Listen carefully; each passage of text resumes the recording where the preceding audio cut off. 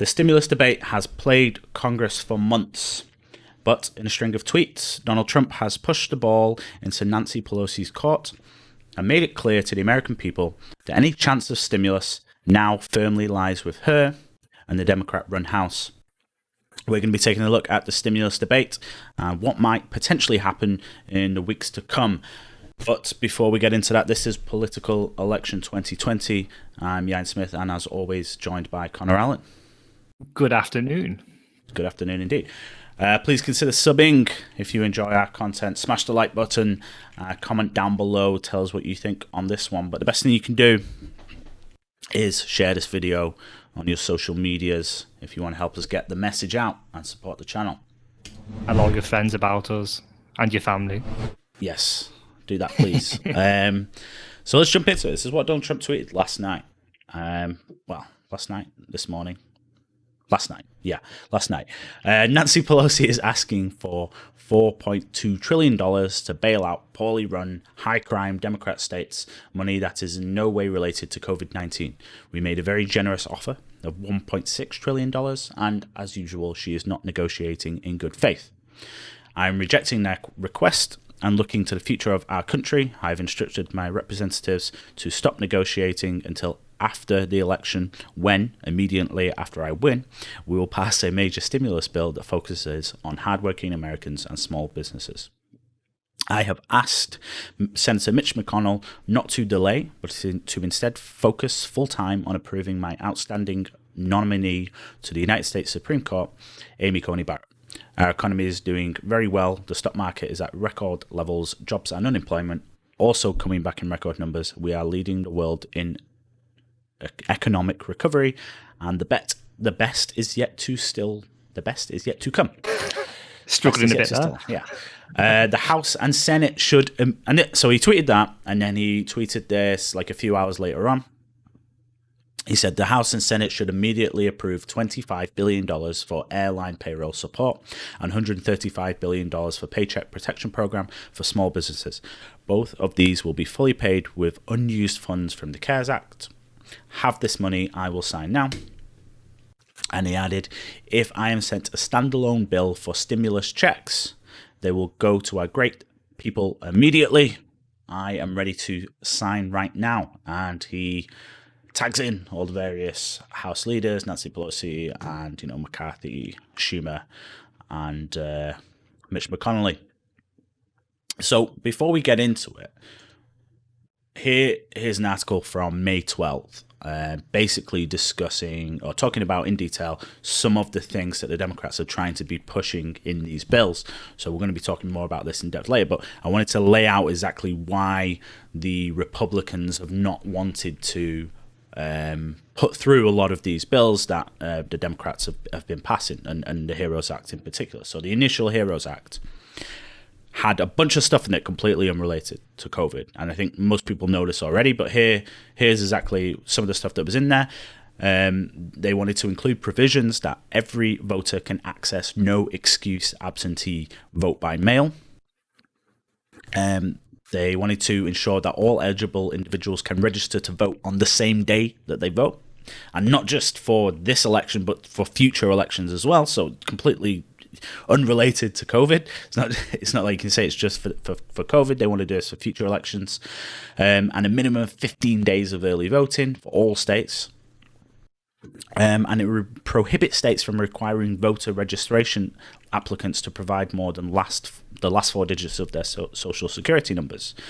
And again, that's for future elections. Electronic bank absentee ballots transmitted to qualified individuals must have prepaid return postage. State governments are prohibited from refusing to accept and process an absentee ballot from a qualified individual based on notarization or witness signature, paper type, or envelope type requirements. So trying to remove all of the checks for absentee ballots. So anyone can just send it in, and it doesn't really matter who signed it.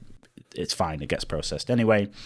And instead of voter ID, they want to get rid of voter ID and saying that someone can fulfill the identification requirement just by having a sworn written statement attesting to who they are. And on top of that, I think not included here, they wanted to, just another thing I can think of off the top of my head, they wanted to send out stimulus checks to prisoners, criminals right now who are in prison, and also to people who are here, who are in America illegally. So just a bunch of stuff that they knew that the Senate would never agree to try and make it look like that the Democrats, that the Republicans, don't want to get the stimulus out. And so Trump, after all of this, has just kind of said, well, listen, let's just, on the things that we do agree on, if you want stimulus, go and do it. Yeah, absolutely. I mean, you just hit the nail on the head there, haven't you? What they've done is they've packed this bill, which is intended to help the American people. They just packed it full of no self-respecting politician could accept this, because what it does is either Trump rejects it, as he should do, because it's packed so full of these add-ons, in which case Trump becomes the bad guy, or he accepts it and he enables voter fraud, cash payments to illegal immigrants and cash payments to inmates. And we've seen the Democrats target both of these during the campaign, haven't we? Down in Florida, Mike Bloomberg literally paying convicts to vote Democrats, and the same with illegal immigrants. Nobody, no self-respecting politician could agree to this. And nor should they, because it legalizes breaking the rules, more or less. Yeah, exactly. What they were trying to do with some of these things effectively was like saying, we want everyone to be able to access a mail-in ballot, and then also we don't want any security checks on that. And then on top of that, we want people to be able to vote early for 15 days before then, and also they can go and register on the same day and vote. I mean, they're just trying, it's literally a wet dream of fraud facilitation. Like anyone who out there who's like, I want to try and sway this election because Trump's literally a Nazi, can basically go out, request ballots for people. They want to remove all of the security checks effectively. You can just write a sworn statement, testament to say, yeah, that was me. This is me. I'm voting for Biden. Ryan, you and I could vote in that election if that bill was passed. Yes, we just send it in, we request a ballot, right? We do a little declaration. You and I could vote. How ridiculous is that? Yeah, it's the Democrats. What they're doing is playing politics with people's lives. What they should be doing is they should be getting that money out to the American people, getting it to who needs it the most. And let me tell you, both of us have worked in bars and hospitality. We know the massive effect coronavirus has on these industries. The people are suffering. People are losing their livelihoods, losing their businesses, and they need the money. The Democrats, are so obsessed with rigging the election, or at least influencing it to their favor. Yeah. They're stopping money getting to the people who need it. It's disgraceful. It is. Like I say, it's plain politics, and the problem is, then the media don't report on any of this. Do you think the media say, "Oh, the House has just passed this bill, the HEROES Act"? It's to help stimulus, but also they've included these provisions which, kind of questionable, which, aren't really anything to do with COVID anyway. So why would the Senate? We struggled when we were specifically looking for that, we struggled to find it. Right? We struggled to find it, yeah. Yeah, we found a 90-page summary of the bill, and then an obscure article in which, some of the provisions were listed. Find a clear, simplified list on any mainstream media. Exactly right. So, and this is just the news, which is like I've seen a few articles from them.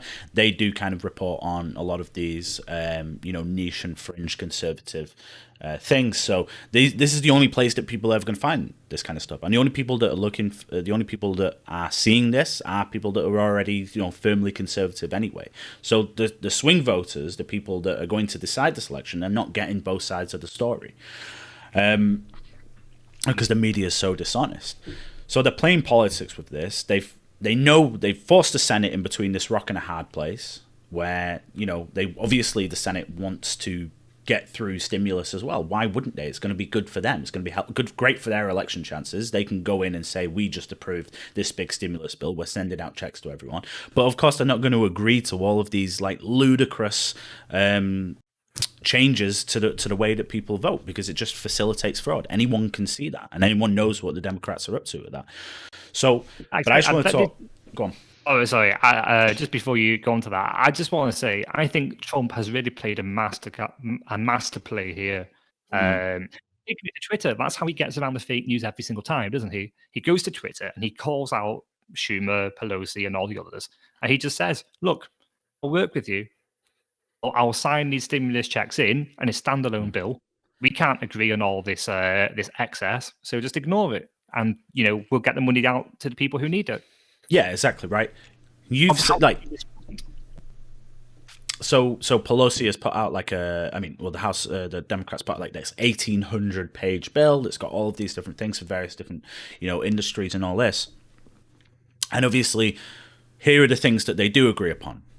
Yeah, they want payment protection program, loans for small businesses so that they can still pay their employers for businesses that are struggling. They want to bail out the airline industry, because that obviously is one of the industries that's been hit hardest.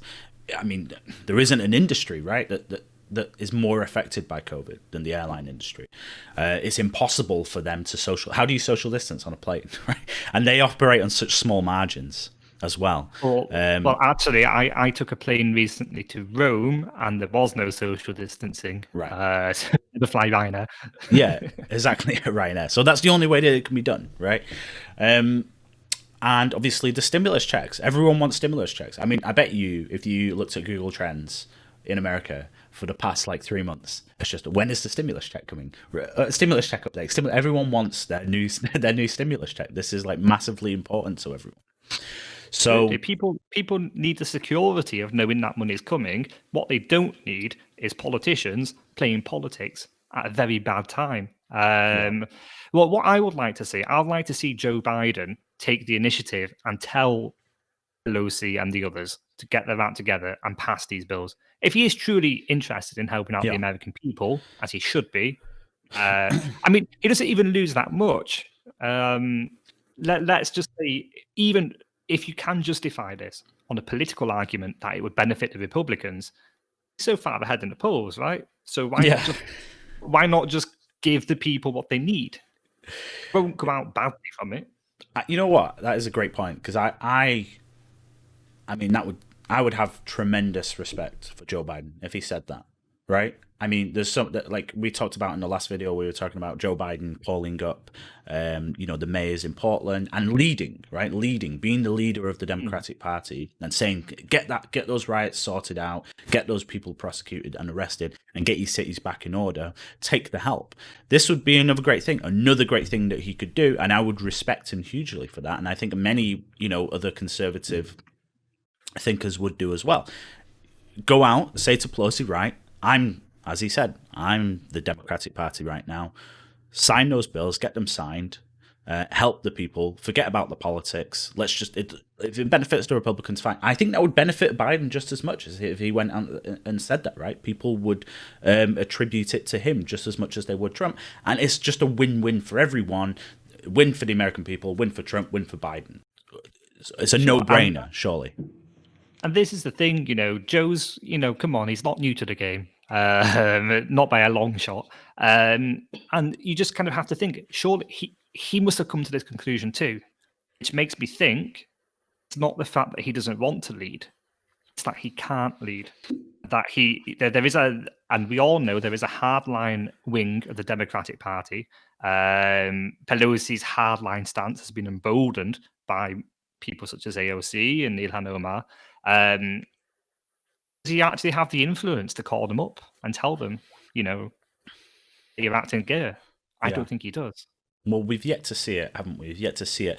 And I think really just this has been great timing. You've got the vice president debates coming up this evening, which this is great ammunition now for Pence. I want to see Pence say, listen, Trump said today, he said last night, or early hours of this morning, let's get these stimulus checks signed. Will you commit now? Will you commit Kamala Harris now to going and speaking to Pelosi right after this debate and say to her, "Let's get these bills signed. Let's get this money to the American people"? It's an absolute brilliant argument for him. It's great ammunition for him to come out and say something there. And I suspect, though, that Harris's response will be something along the lines of, "What about Trump? What about Trump? What about Trump? Why masks and racism and white supremacy?" Just some kind of convoluted, half-assed attempt at rebuting anything that he's just said. Yeah, I mean, they've done it throughout the election, haven't they? They obfuscate everything with this, it's like a ninja. The ninja gets spotted and they throw down a smoke bomb. But the smoke bomb is just, "You're a racist." Yeah. So I think, anyway, just to kind of wrap it up, I don't imagine that the media is going to report on this, but I think they're going to report on this tweet saying that he's withdrawing it. I don't think they're going to report on this tweet, though. But the the debates are pretty much the only platform that Trump has to go out and get his message. So I think it's perfect timing. He said, "This is a real contention. Here's a win that I can make now. We can get this money to the American people. We can put aside all the party politics, and we can get the most important aspects of the bills, the things that we do agree upon, out there and done." And he's giving Pence the platform tonight to go out and say this because the media isn't going to report on it. And I think Harris will falter. I mean, I'm sure she'll be prepared, but I don't know what she can possibly say here, because now she's the one. Now the Democrats are between that rock and the hard place. They can't pass this because it helps Trump in their mind. But if they don't agree to it, then they look bad now. So I think we all know the red line, that doing anything to help Donald Trump or anything that could benefit Donald Trump, we all know that's a hard red line in hard red Democratic Party. Yeah, exactly. They've had multiple opportunities to show that they will do things that are good for the American people that also benefit Trump, and they never do. So we'll see what happens, and I'm looking forward to seeing what happens in the debate tonight and where this progresses. And we're covering it. We'll be covering it. Make sure you tune in. Press the subscribe and the bell. Thanks for watching, everyone.